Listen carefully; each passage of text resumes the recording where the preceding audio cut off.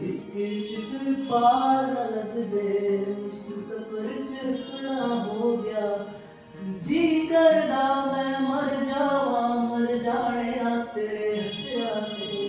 तू तकदा है रूह खिलदी जी वर्गा मैं प्यासियां ते। बेफिक्र फिक्की जिंदगी दे विच प्यार दे भर में दुलार मेरा जी करदा, दुलार मेरा जी करदा तेरे नाल निकले। दुलार मेरा जी करदा, दुलार मेरा जी करदा तेरे हर चिपड़ दे।